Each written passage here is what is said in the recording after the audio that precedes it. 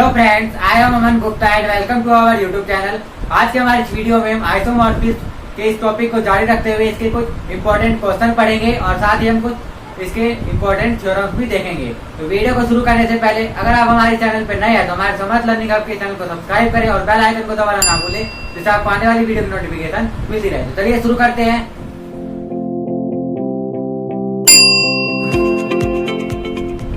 तो आइए हम क्वेश्चन से स्टार्ट करते हैं। तो question number 1,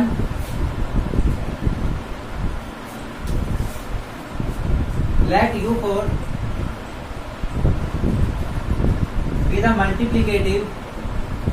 be the multiplicative group of fourth root of unity, fourth roots of unity, and define a mapping F from Z to U4 such that Fn is equal to I की power n।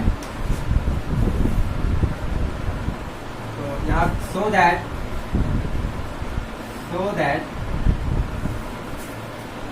Z4 is isomorphic to U4।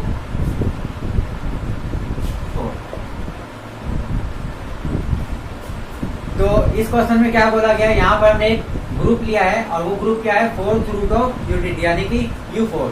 तो आपको मैं बता दूं कि जो U4 जो group होता है उसके अंदर टोटल 4 एलिमेंट्स होते हैं और वो एलिमेंट्स है +-1 एंड प्लस का i। इसको हम बोलते हैं फोर्थ रूट ऑफ यूनिटी, ठीक है, यानी कि यूनिटी के ये 4 रूट्स होते हैं। तो अब हमें क्या करना है, आप एक मैपिंग लेना है फ्रॉम Z टू U4, यानी Z यहाँ पे सेट ऑफ इंटीजर, ठीक है, और ये प्लस के रिस्पेक्ट में ग्रुप होता है।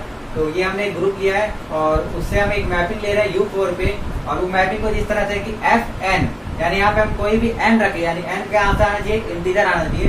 तो i की पावर n करने पर मतलब जो मतलब यहाँ पे हम कोई भी n रखते हैं तो जो फंक्शन की वैल्यू है वो क्या आ जाएगी, i की पावर n आ जाएगी।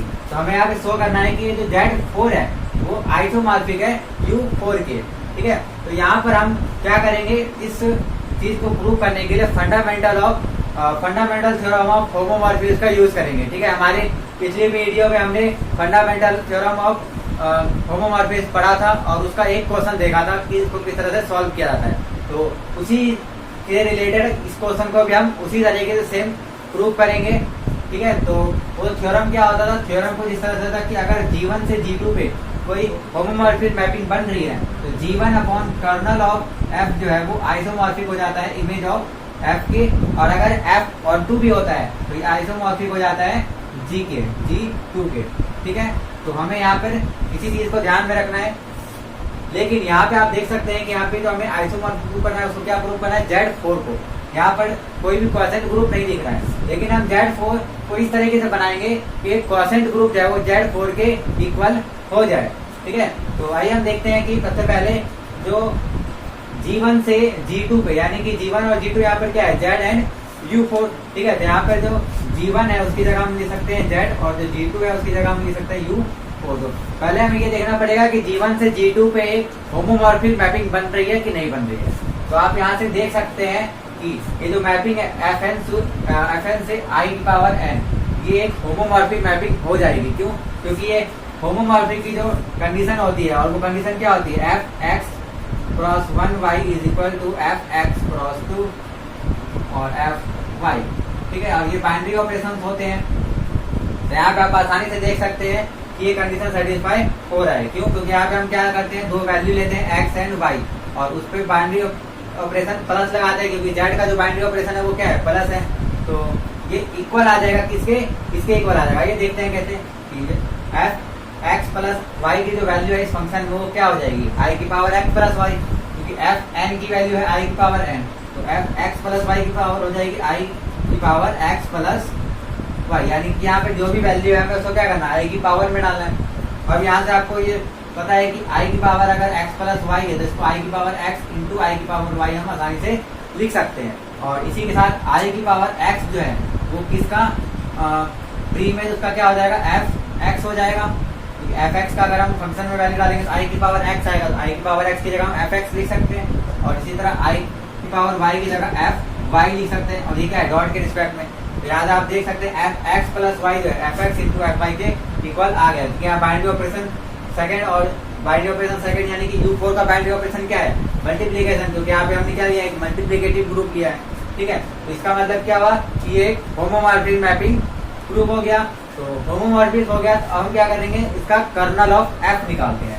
तो कर्नल ऑफ एफ के अंदर जो एलिमेंट आते हैं वो कौन सा एलिमेंट होते हैं, वो जेड के एलिमेंट होते हैं, ठीक है। और जेड के वो एलिमेंट होते हैं जो कि दूसरे वाले ग्रुप के आइडेंटिटी एलिमेंट पे जाके मैपिंग करें। तो यहाँ पे हम सिंपल लिख सकते हैं कि कर्नल ऑफ एफ में जो एलिमेंट आएंगे, तो जैसे हम मान लेते हैं कोई एलिमेंट एक्स आया, तो ये कहाँ से बिलोंग करेगा जेड से, और इस तरह से करेगा कि जो एफ ऑफ एक्स है वो क्या हो जाए आइडेंटिटी एलिमेंट ऑफ U4, और आइडेंटिटी एलिमेंट ऑफ U4 क्या होता है 1, क्योंकि हमें पता है ये ग्रुप है और इसका जो आइडेंटिटी एलिमेंट है वो क्या होता है 1 होता है। तो एफ एक्स किसके इक्वल होना चाहिए 1 के इक्वल होना चाहिए।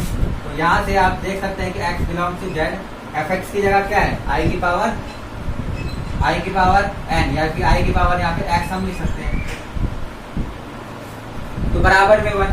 अब यहाँ पे हमें क्या देखना आई की पावर x बराबर 1 कब होगा, तो आई की पावर x अगर हम आई की पावर 4 कर दे या 4 के मल्टीपल्स में कर दे तो वो 1 के इक्वल आ जाता है। क्यों, क्योंकि आई की जो वैल्यू होती है वो क्या होती है अंडर रूट माइनस 1 होती है। और अगर हम आई की पावर 4 करते हैं, आई की पावर 4 का मतलब क्या हुआ, इसको हम आई स्क्वायर इंटू आई स्क्वायर लिख सकते हैं, और आई स्क्वायर की वैल्यू -1 होती है, क्योंकि अगर हम इसका स्क्वायर करते हैं तो स्क्वायर तो रूट कैंसिल होता है। जैसे यहाँ पे अगर हम आई का स्क्वायर करें तो इसका मतलब क्या हुआ माइनस अंडर रूट आई का स्क्वायर और माइनस अंडर रूट आई का स्क्वायर, तो यहाँ स्क्वायर तो रूट कैंसिल होगा तो ये -1 आ जाएगा और ये भी -1 आ जाएगा, तो क्या आ जाएगा ये प्लस का 1। तो आई की पावर 4 का बराबर क्या आया प्लस का 1। और इसी तरह हम 4 के मल्टीपल्स में कोई भी पावर रखते हैं तो उसकी वैल्यू क्या आ जाएगी 1 आ जाएगी, यानी x की जो यहाँ पर वैल्यू है वो क्या हो जाएगा 4 का मल्टीपल्स, या फिर सिंपल हम इसको 4z लिख सकते हैं, और इसको हम सेट 4z भी लिख सकते हैं। यानी कि ये जो कर्नल ऑफ f है ये किसके इक्वल आ गया 4z के, ठीक है, यानी कि इंटीजर्स का सेट है और ये इंटीजर कैसा है मल्टीपल्स ऑफ 4 है, ठीक है। अब हमें क्या करना है, अब हमें ये देखना है कि जो कर्नल ऑफ f है वो G1 के रिस्पेक्ट में एक परसेंट ग्रुप बना रहा है और वो परसेंट ग्रुप Z4 के इक्वल होना चाहिए, ठीक है। तो आइए हम देखते हैं पहले कर्नल ऑफ f जो है वो G1 के रिस्पेक्ट में जो परसेंट ग्रुप बनाएगा वो किस तरह का दिखाई देगा। तो आप देख सकते हैं कि जब भी आप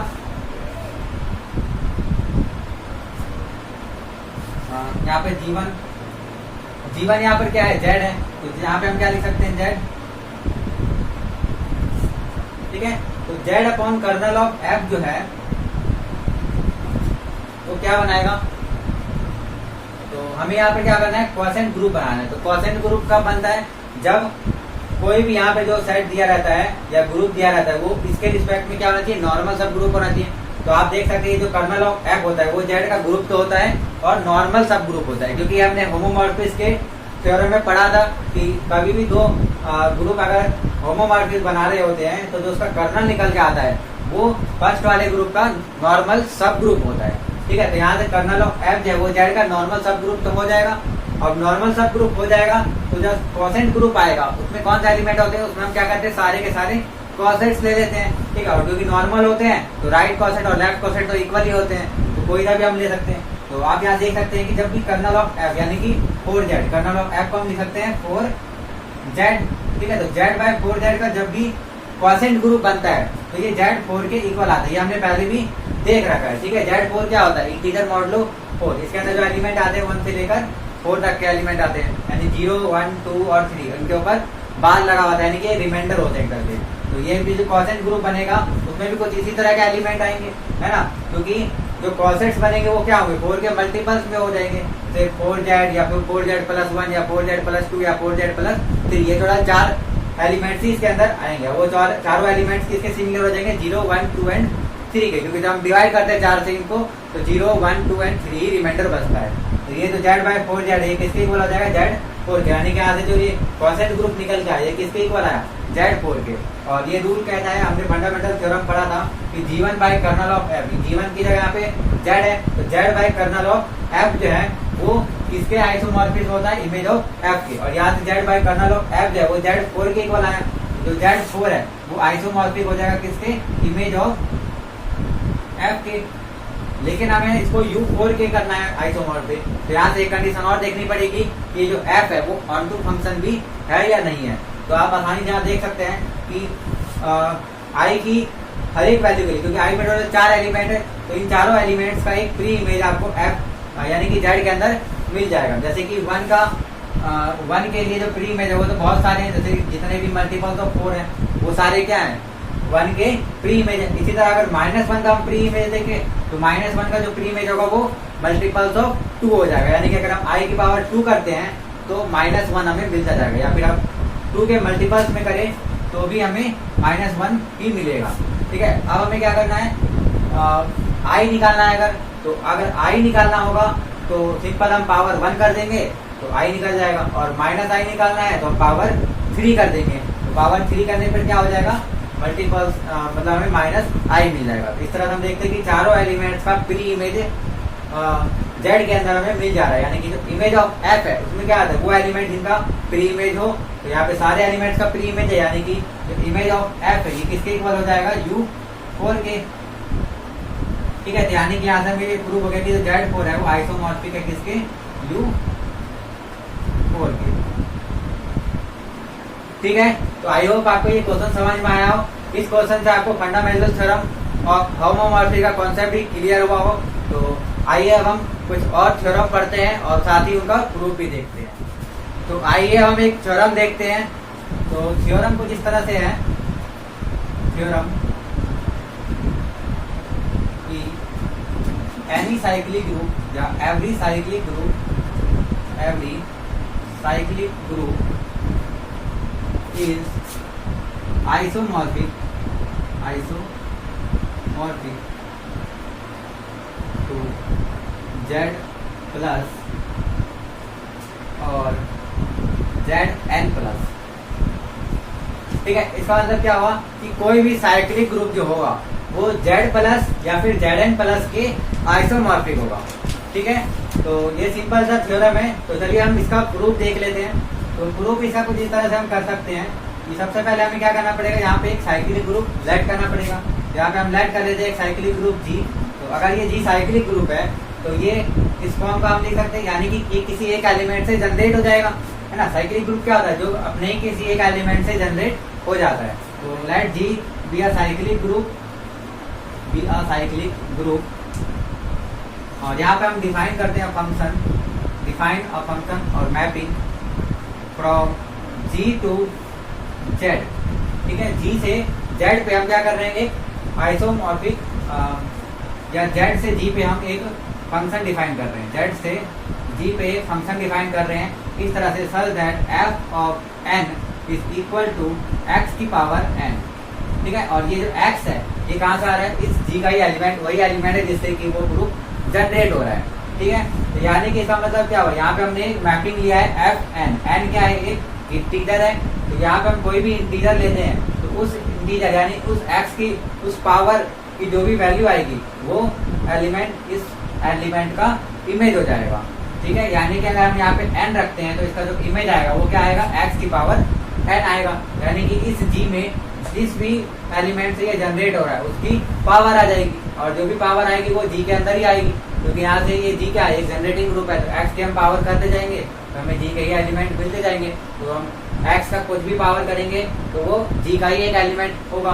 तो यहाँ से fn हमने क्या मान लिया, x की पावर n, यानी n यहाँ पे हम z का एक एलिमेंट रखते हैं तो हमें G का एक एलिमेंट मिल जाता है। अब हमें क्या दिखाना है कि ये जो है एक आइसोमॉर्फिक मैपिंग है। ठीक है, तो आइसोमॉर्फिक मैपिंग दिखाने के लिए पहले हमें होमोमॉर्फिक प्रूव करना पड़ेगा, और होमोमॉर्फिक प्रूव करने के लिए हमें एक कंडीशन सेटिस्फाई करनी पड़ेगी। यहाँ से आप देख सकते हैं, अगर हम दो एलिमेंट ले x एंड y जो कि z से आ रहे हैं, ठीक है, तो x और y ना लेके हम a और b ले लेते हैं।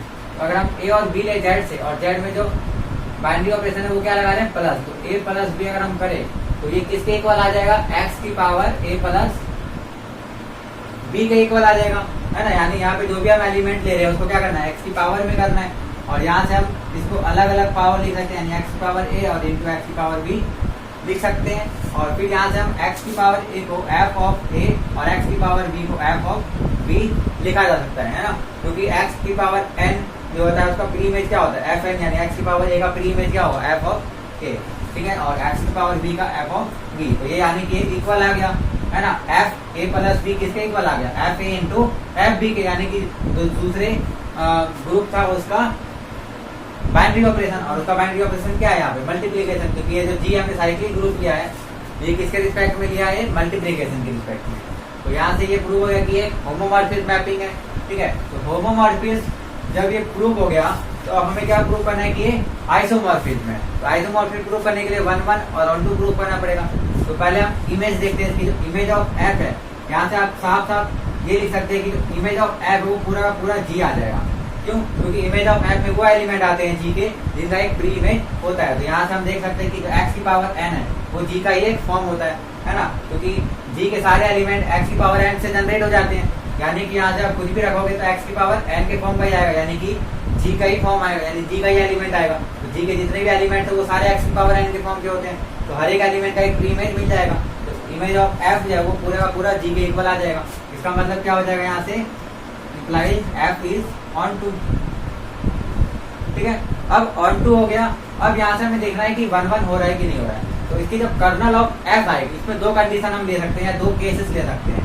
केस फर्स्ट में हम क्या ले सकते हैं, केस फर्स्ट में हम ले सकते हैं कि जो कर्नल ऑफ एफ है वो आइडेंटिटी के इक्वल हो जाए, यानी कि 0 के इक्वल हो जाए, क्योंकि जी का जो आइडेंटिटी होता है वो क्या होता है, 0 होता है, ठीक है। तो यहाँ से हम ले सकते हैं कि जो कर्नल ऑफ एफ है वो किसके इक्वल हो जाए, 0 के। अब यहाँ से देखने वाली ये बात है कि कर्नल ऑफ एफ अगर 0 के इक्वल हो गया तो सीधी सी बात हो गई कि एफ क्या हो जाएगा, 1 1 हो जाएगा। यानी अगर कर्नल ऑफ एफ 0 के इक्वल हो गया तो इसका मतलब क्या हुआ कि एफ इज 1 1, और 1 1 हो जाने के बाद यानी कि ये और टू तो पहले से है, यानी आइसोमॉर्फिज्म हो जाएगा। यहाँ से हम लिख सकते हैं कि therefore F is an isomorphism, F is an isomorphism. और एफ जो आइसोमॉर्फिज्म है वो कहाँ से कहाँ पे है, जेड से जी पे है। तो ये एक आपने थ्योरम पढ़ रखा है कि अगर एफ किसी एक ग्रुप से दूसरे ग्रुप में आइसोमॉर्फिज्म प्रूव कर देता है तो एफ इनवर्स जो होता है, एफ इनवर्स भी आइसोमॉर्फिज्म होता है, लेकिन उनके जो ग्रुप होते हैं उनका ऑर्डर रिवर्स कर देने पे। यानी कि अगर एफ G1 से G2 पे आइसोमॉर्फिज्म है तो एफ इनवर्स जो है वो G2 से G1 पे आइसोमॉर्फिज्म होता है। यहाँ से एफ इनवर्स जो है ये भी क्या हो जाएगा, इज आल्सो एन आइसोमॉर्फिज्म, लेकिन ये जो आइसोमॉर्फिज्म होगा ये कहाँ से कहाँ पे होगा, जेड, यहाँ पे जेड से जी पे था तो ये क्या होगा, जी से जेड पे हो जाएगा, यानी कि जी से जेड पे एक आइसोमॉर्फिज्म प्रूफ हो जाएगा, ठीक है। तो यहाँ को समझ में हमने क्या किया, पहले हमने जेड से जी पे दिखा दिया कि आइसोमॉर्फिज्म है, तो जेड से अगर जी पे आइसोमॉर्फिज्म है तो जी से जेड पे भी आइसोमॉर्फिज्म हो जाएगा। बस क्या होगा, जो फंक्शन है उसका इनवर्स हो जाएगा, यानी कि आप जो भी फंक्शन लिया है उसका इनवर्स ले लेंगे, ठीक है। यानी अब क्या कर देंगे हम, एफ ऑफ एक्स की power N is equal to N, ठीक है। यानी कि अगर हम कोई भी एलिमेंट जी का लेते हैं एक्स की पावर एन के फॉर्म का, तो जो फंक्शन की वैल्यू है वो क्या आ जाएगी, एक एन आ जाएगी, यानी कि एक इंटीजर आ जाएगा। तो ये भी क्या हो जाएगा, एक आइसोमॉर्फिज्म हो जाएगा। तो यहाँ से हमने फर्स्ट प्रूव कर दिया कि जो साइक्लिक ग्रुप होता है, क्योंकि यहाँ पे हमने कोई भी एक साइक्लिक ग्रुप लिया था जी, और ये जी हमने क्या दिखा दिया कि जेड प्लस के लिए आइसोमॉर्फिज्म है। अब सेकंड जेड प्लस की अगर बात करें, केस 2 में हम क्या ले सकते हैं, केस 2 में हम ले सकते हैं कि जो कर्नल ऑफ एफ है वो 0 के इक्वल ना हो, ठीक है। यहाँ पे हमने सिर्फ ये माना था कि जो कर्नल ऑफ एफ है वो आइडेंटिटी एलिमेंट के इक्वल आ गया, लेकिन ऐसा जरूरी तो नहीं है कि हर केस में आइडेंटिटी के इक्वल है, हो सकता है कि वो आइडेंटिटी के इक्वल ना आए। तो यहाँ पे हमने इसमें केस में मान लिया था कि आइडेंटिटी के इक्वल आ गया, तो अगर आइडेंटिटी के इक्वल आता है तो एफ 1 1 हो जाता है और एफ जो है वो आइसोमॉर्फिज्म हो जाता है, तो एफ इनवर्स भी आइसोमॉर्फिज्म है। लेकिन हो सकता है कि ये 0 के इक्वल ना आए, तो क्या होगा, तो आइए हम देखते हैं कि अगर ये 0 के इक्वल ना आए तो यहाँ से इम्प्लाइज क्या हो जाएगी कि जो कर्नल ऑफ एफ है अगर वो 0 के इक्वल नहीं है, यानी कि आइडेंटिटी के इक्वल नहीं है, तो वो जी का एक सब ग्रुप होगा, है ना। यानी कि कर्नल ऑफ एफ क्या होता है, वो जी के ही एलिमेंट्स आते हैं, यानी कि जी का एक सब ग्रुप होता है। और कैसा सब ग्रुप, एक नॉर्मल सब ग्रुप होता है, लेकिन यहाँ पे हमें सिर्फ सब ग्रुप से ही मतलब है। तो कर्नल ऑफ एफ क्या है, जी का एक सब ग्रुप है, ठीक है। अब अगर ये जी का एक सब ग्रुप है तो यहाँ से हम क्या मान सकते हैं, जी का सब ग्रुप, सॉरी यहाँ जी का सब ग्रुप नहीं, यहाँ पे जेड का सब ग्रुप होना चाहिए, क्योंकि यहाँ पे जो फर्स्ट ग्रुप है हमारा वो क्या है, जेड है। तो कर्नल ऑफ एफ जो है वो जेड का सब ग्रुप है, और जो जेड के सब ग्रुप होते हैं वो किस फॉर्म के होते हैं, एन जेड के फॉर्म के होते हैं। यानी कि यहाँ से इंप्लाइज होगा जो कर्नल ऑफ एफ है वो किसके इक्वल आ जाएगा, एन जेड के इक्वल आ जाएगा। ठीक है, यानी कि जो जेड क्या होता है हमारा इंटीजर, और इंटीजर्स के जो सब ग्रुप होते हैं या सब सेट होते हैं वो एन जेड के फॉर्म के होते हैं। यानी कि मल्टीपल्स ऑफ एन, या जैसे 2 का मल्टीपल, 3 का मल्टीपल, 4 का मल्टीपल, ये सारे क्या है, जेड के सब ग्रुप है। तो ऐसे ही कोई भी एक सब ग्रुप हो सकता है कर्नल ऑफ है, तो हमने मान लिया उसको वो एन जेड के फॉर्म का है। तो अब यहाँ से हमने फंडामेंटल थ्योरम ऑफ होमोमॉर्फिज्म क्या पढ़ा था कि जेड बाय 4 जेड, यानी क्या Z by kernel of F जो होता है वो आइसोमॉर्फिक होता है किसके, सेकंड वाले ग्रुप के। और सेकंड वाला ग्रुप यहाँ पर क्या है, जी।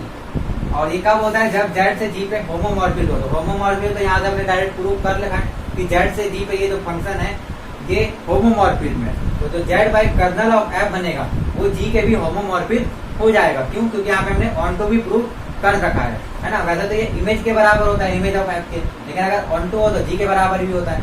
यानी कि यहाँ से Z by kernel of F जो है वो जी के आइसोमॉर्फिक हो जाएगा। और कर्नल ऑफ एफ की जगह हम क्या लिख सकते हैं यहाँ से, एन जेड। तो अगर हम इसको जेड बाय एन जेड लिख दे तो ये आइसोमॉर्फिक हो जाएगा किसके, जी के। और इसी को इम्प्लाइज हम कर सकते हैं कि जो जेड बाय एन जेड है इसको हम जेड एन लिख सकते हैं, और आइसोमॉर्फिक टू जी। ठीक है, जेड बाय एन जेड जो है वो जेड एन होता है। जैसा हमने पिछले क्वेश्चन में देखा था कि जेड बाय 4 जेड जो था, यानी कि 4 जेड का जो क्वोशिएंट ग्रुप बन रहा था वो जेड एन के जेड 4 के बराबर आ था। इसी तरह एन जेड का जो क्वोशिएंट ग्रुप बनेगा वो जेड एन के बराबर आएगा। तो यहाँ से ये प्रूव हो गया कि जो जेड एन है वो जी के आइसोमॉर्फिक है। अब जेड एन जी के आइसोमॉर्फिक है और फंक्शन क्या है एफ, यानी कि एफ एक आइसोमॉर्फिक हो गया जेड एन से जी पे। तो एफ इनवर्स भी जो है वो भी एक आइसोमॉर्फिक होगा जी से जेड एन पे। तो यहाँ से हम लिख सकते हैं कि जो जी है इम्प्लाइज जी जो है वो भी आइसोमॉर्फिक हो जाएगा जेड एन के लिए, क्योंकि अगर एफ आइसोमॉर्फिक होता है तो एफ इनवर्स भी आइसोमॉर्फिक होता है, और जो ग्रुप्स होते हैं उनका ऑर्डर चेंज होता है। यानी कि जेड एन से जी पे अगर आइसोमॉर्फिक है तो जी से जेड एन पे भी आइसोमॉर्फिक होगा। यहाँ से ये थ्योरम प्रूव हो जाता है कि कोई भी साइक्लिक ग्रुप जो है वो आइसोमॉर्फिक होता है जेड प्लस के या फिर जेड एन प्लस के। ठीक है, तो आई होप आपको ये थ्योरम समझ में आया हो। तो आज के हमारी वीडियो में सिर्फ इतना ही। अगर आपको ये वीडियो पसंद आई हो तो प्लीज लाइक करें, और अगर आप हमारे चैनल पे नए हैं तो हमारे समर्थ लर्निंग हब के चैनल को सब्सक्राइब करें और बेल आइकन को दबाना ना भूलें, जिससे आपको आने वाली वीडियो की नोटिफिकेशन मिलती है। हमारी नेक्स्ट वीडियो में हम आइसोमॉर्फिज्म के और कई सारे क्वेश्चंस पढ़ेंगे। तो ऐसी वीडियो के लिए आप हमारे साथ बने रहें। तब तक के लिए thank you very much for watching this video.